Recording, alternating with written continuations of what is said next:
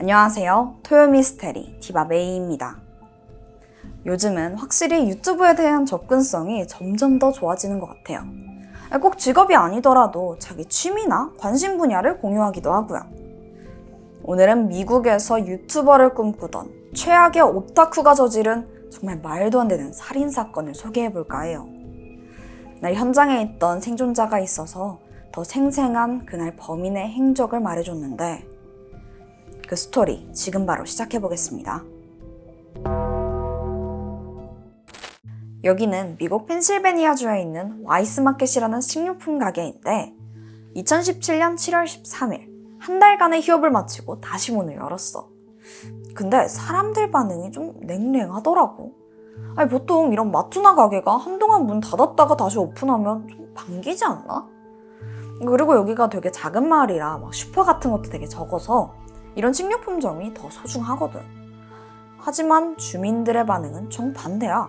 아예 이 문을 닫아야 된다면서 강력하게 항의했던 거지. 알고 보니까 주민들이 이러는 이유는 바로 이곳에서 근무하던 한 직원 때문이었어. 정확히는 그가 벌인 어떤 사건 때문이었지. 사진 속 이 남성이 사건의 주인공, 당시 24살이던 랜디 스테어야. 펜실베니아에서 태어나서 그냥 평범한 어린 시절을 보냈다고 해. 부모님이랑도 문제가 없었었고 2살 어린 남동생이랑도 잘 지냈었고 그냥 남들보다 조금 더 소심하고 그냥 내성적이라는 것만 빼면 평범해. 근데 성격이 이렇다 보니까 남들한테 주목받는 걸 굉장히 꺼려했었대. 모르는 사람이랑은 말하는 것도 싫어하고 눈도 잘 마주치지 않고. 근데 특히 서양권에서는 아이 컨택이 중요하잖아. 그래서 학교에서 친구들을 잘 사귀진 못했어. 하긴 애초에 친구를 만들거나 공부하는 것도 그렇게 별로 좋아하진 않았다고 해. 그렇다고 해서 관심 분야가 전혀 없던 건 또 아니야. 랜디가 초등학생이던 2004년에 당시 TV에 데니 팬텀이라는 이 애니메이션을 방영했었거든. 근데 거기에 푹 빠진 거야. 이게 전형적인 히어로물인데 좀 찌질했던 주인공이 우연한 사고로 유령의 힘을 얻어서 그 힘으로 악당들을 물리치는 내용이었지. 근데 이게 약간 개인적인 내용인데 나도 어렸을 때 이 만화 진짜 좋아해서 맨날 찾아보고 막 그랬었거든. 이게 진짜 재밌어. 어쨌든 랜디는 데니 팬텀에 나오는 그 인물들의 서사랑 특징을 모두 외울 정도로 엄청 깊이 빠져들었어. 근데 여기 나오는 등장인물이 꽤 많거든. 맨날 새로운 악당도 나오고 그러니까. 근데 이거를 다 외운 거지. 그러니까 완전 광팬인 거야. 그 중에서도 특히 앰버 맥클레인이라는 이 악당을 제일 좋아했었대. 최애 캐릭터였는데 이게 상상 이상으로 좀 광적으로 좋아하더라고. 그렇게 3년 정도 흘려서 2007년이었는데 랜디가 웹서핑을 하다가 우연히 애니메이션을 리뷰하는 유튜브 채널을 알게 됐어. 근데 당시까지만 해도 미국에서도 아직 그 유튜브라는 게 생소한 플랫폼이었거든. 랜디는 이 세계에 바로 매료돼. 자기도 채널을 해보고 싶은 거야. 결국 직접 유튜브 채널을 만들었고 거기에 데니 팬텀 리뷰 영상을 올리기 시작했지. 그의 구독자 수는 점점 늘어나서 1년에 한 1000명 정도 시청자를 얻게 됐어. 이게 엄청난 수치는 아니지만 랜디는 누군가 그냥 자기 영상을 보고 있다는 것 그 자체가 너무 즐거운 거야. 그렇게 매일 열심히 영상을 만들어서 올리더라고. 그러다가 문제가 발생해. 저작권 문제로 채널이 아예 삭제되고 만 거야. 이 일로 랜디는 꽤나 좌절했지만 굴하지 않고 저작권 문제가 없는 그런 채널을 다시 만들었어. 아무래도 사람들하고 이렇게 소통하고 관심 분야 나누는 게 재밌었었나 봐. 근데 이번 채널은 주제를 좀 바꿔서 홈비디오? 그런 형식의 코미디 영상을 업로드했어. 하지만 당시 유튜브에는 수익이 없어. 그러니까 말 그대로 그냥 취미인 거지. 근데 그쯤에 랜디가 고등학교 졸업을 앞두고 있었거든. 그러니까 랜디 부모님은 아들 미래가 슬슬 걱정되기 시작했고 조심스럽게 아르바이트를 권유하게 돼. 아무래도 유튜브 수익이 안 되니까 좀 직장을 얻길 원하신 거지. 부모님 성화에 못 이겨서 맥도날드에 취직을 하긴 해. 근데 3시간 만에 때려치고 다시 방에 틀어박히더라고. 아니 3일도 아니고 3달도 아니고 겨우 3시간이야. 이게 말이 되냐고. 이 일이 있고 나서 부모님은 아들의 사회성이 진심으로 걱정됐어. 그래서 아버지는 한 가지 아이디어를 떠올렸는데 그게 자기 직장에다가 부탁해서 아들이 일자리를 만들어주는 거였어. 랜디도 마지못해서 아버지 제안을 수락하게 돼. 랜디의 아버지 직장이 바로 와이스마켓이야. 매니저로 일하고 있던 거지. 얼마 후 랜디는 일을 시작했어. 다행히 근무 시간에도 늦질 않고 동료들이랑도 꽤 잘 지내더라고. 아버지는 그런 아들을 보니까 한결 마음이 놓였었고. 한편 랜디는 그 유튜브 업로드도 게을리하지 않았었는데 2011년에는 아주 기쁜 소식이 찾아왔어. 그의 채널이 유튜브 파트너스 프로그램에 선정돼서 이제부터 영상으로 수익을 얻을 수 있게 된 거야. 이 소식을 막 영상으로 공유하면서 기쁨을 전했었대. 이런 거 보면 랜디가 얼마나 자기 채널에 진심이었는지 느껴지지. 그런 와중에 랜디에게 또 한 번의 시련이 닥쳐왔어. 랜디가 친구가 거의 없었거든. 그나마 유일하게 맷이라는 친구가 있었는데 그가 불의의 교통사고로 세상을 떠나고 만 거야. 랜디는 이 일을 계기로 우울증을 앓게 됐고 동시에 사후 세계에 몰두하게 됐어. 사실 어릴 적부터 죽음이라는 주제에 깊은 관심을 보였다고 해. 예전부터 그 데니 팬텀을 좋아했던 것도 주인공들이 영혼, 유령 뭐 이런 거에 관련이 있다는 것도 한몫했었고. 근데 정말 친하게 지내던 사람이 죽고 나니까 사후 세계에 더 빠져들게 된 거야. 근데 엎친 데 덮친 격으로 얼마 후에 랜디도 차 사고가 났어. 그러니까 얘가 점점 더 그 죽음에 대해서 몰두하게 돼버린 거지.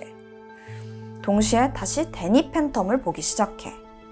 그게 우울한 생각들에서 벗어날 수 있는 그냥 유일한 탈출구였던 것 같아. 근데 이게 또 되게 광적이야. 랜디가 최애 캐릭터 엠버에 집착에 가까운 애정을 보이더라고. 근데 그게 어느 정도였냐면 만화 속 엠버는 여자잖아. 그래서 랜디 자기도 사실은 여자고 지금은 남성의 몸에 갇힌 상황이라고 인식하기 시작한 거야. 근데 이게 단순히 성 정체성 혼란이라는 조금 다른데 특정 캐릭터랑 자기를 동일시하면서 현실을 구분하지 못한 걸로 보여. 문제는 이때부터 시작돼. 본격적으로 자기 외모를 엠버처럼 바꾸려고 노력하는 거야. 3일에 한 번씩 면도기로 자기 온몸의 털을 싹 밀어버리고 또 유령처럼 창백한 피부를 위해서 바디페인트로 온몸을 새하얗게 칠했어. 사진을 보면 알겠지만 엠버는 그 특유의 아이라인이 있는데 그거랑 비슷하게 화장도 했었고. 아니 이게 단순 코스프레를 넘어서기 시작하거든. 랜디는 점점 망상에 빠져들어가.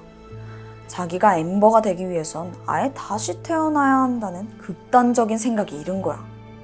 엠버를 향한 집착과 함께 랜디에게는 또 다른 관심사가 생겨났는데 그건 바로 콜럼바인 고등학교 총기 난사 사건이었어.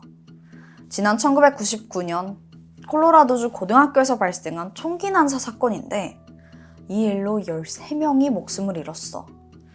2명의 범인은 사건 당일 학교 도서관에서 극단적인 선택을 했고 랜디는 이 범인 중 한 명인 에릭 해리스를 자기의 우상처럼 생각하기 시작하는 거야.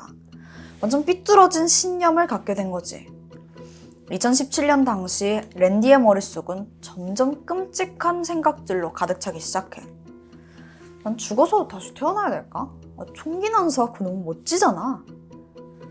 와, 정말 시한폭탄 그 자체인 거야. 그러던 어느 날 랜디는 팬심으로 엠버스 고스트 스쿼드, 줄여서 EGS라는 애니메이션 시리즈를 만들고 있었는데 이게 팬이 만드는 2차 창작물 같은 거야. 당연히 주인공은 엠버였고 그는 애니메이션 제목인 EGS의 각 알파벳을 그에 해당하는 숫자로 막 바꿨고 그렇게 나온 숫자가 5, 7, 19였어. 이게 무슨 의미냐고? 이걸 거꾸로 하면 2019년 7월 5일 그날을 D-Day로 결정하게 돼. 근데 막상 생각해보니까 2019년까지 2년이나 남은 거야. 그때까지 기다리기 싫은데. 빨리 죽어서 엠버가 되고 싶었거든. 그래서 날짜를 앞당겼고 다시 정해진 시간은 2017년 6월 7일이었지. 그날은 랜디가 제작하는 EGS의 애니메이션 마지막 화가 업로드되는 날이었어. D-Day 한 달 전, 랜디는 유튜브 채널에 평소와 조금 다른 영상이 올라오게 돼.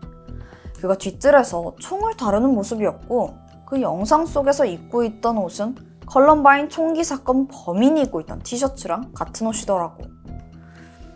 하지만 아무도 이 영상이 감시하는 걸 알아채리지 못했어. 얼마 후 랜디는 라이브 방송을 키더니 시청자들에게 질문을 하더라. 혹시 운명을 믿으세요? 이걸로 운명 점쳐볼게요. 동전을 3번 던져서 앞면이 많이 나오면 집에서 혼자, 뒷면이 많이 나오면 자기가 일하는 마트의 직원들을 데리고 사후세계로 갈 거라고 하는 거야. 당시 랜디는 와이스마켓에서 7년째 일하고 있는 상황이었어. 아니, 그렇게 오래 일했는데 장난이라도 그런 얘기를 했다는 게 나는 좀 섬뜩한 거야. 뭐 어쨌든 그렇게 동전 던지기를 시작했는데 첫 번째 결과는 뒷면, 두 번째는 앞면이 나왔어. 마지막으로 동전 던지기를 하기 전에 랜디는 매우 흥분한 것 같더라고. 막 신나 있었어. 이렇게 3번째 결과는 뒷면. 랜디는 의미심장한 미소를 지으면서 운명이야 이 말과 함께 방송을 끝내게 돼. 그렇게 2017년 6월 7일 랜디가 정한 D-Day가 됐어. 유튜브에는 예고한 대로 애니메이션의 마지막 에피소드가 업로드됐지. 그 시각 랜디는 자신의 더플백에 총 2자루를 챙겼어. 혹시 하나가 고장나더라도 계획에 차질이 없게 하려고 그런 거지. 어느덧 밤이 되었고 당시 와이스마켓에는 야간 근무를 하는 랜디를 포함한 총 5명의 직원만 남아있었어. 모두들 빨리 일을 끝내고 집으로 갈 생각뿐이었지. 그래서 아무도 랜디를 눈여겨보지도 않았었고 다른 직원들은 재고 정리랑 청소를 하는 사이에 랜디는 마트 출입구를 막듯이 바리케이트를 세우기 시작해. 이때 랜디는 이 과정을 모두 영상으로 녹화하고 있었어. 직원 중 한 명이 이걸 우연히 보기도 했대. 근데 랜디가 그냥 핸드폰 보면서 혼잣말로 중얼거리는 게 그냥 영상통화하는 건가? 라고 생각했던 거야. 한편 영상은 실시간으로 랜디의 트위터 계정에 업로드됐고 그제야 몇 명의 팔로워들은 이게 진짜라는 걸 인식하게 돼. 시간은 새벽 1시였어.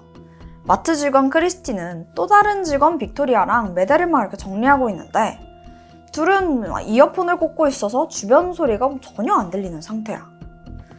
잠시 후 빅토리아가 물건을 가져오기 위해 다른 방향으로 향했지? 그 순간 한 발의 총성이 울렸어. 랜디가 빅토리아의 가슴을 향해서 총을 발사한 거야. 빅토리아는 간신히 뒤를 돌아서 달아나려고 했는데 랜디는 지체 없이 그녀의 머리를 향해서 한 발을 더 발사하게 돼.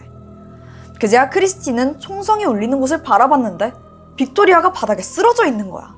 근데 랜디는 쓰러진 빅토리아를 향해서 계속 총격을 가하고 있더라고. 이 믿을 수 없는 광경에 크리스티는 그냥 굳어버렸어. 그리고 그 순간 랜디와 크리스틴의 눈이 마주쳤어.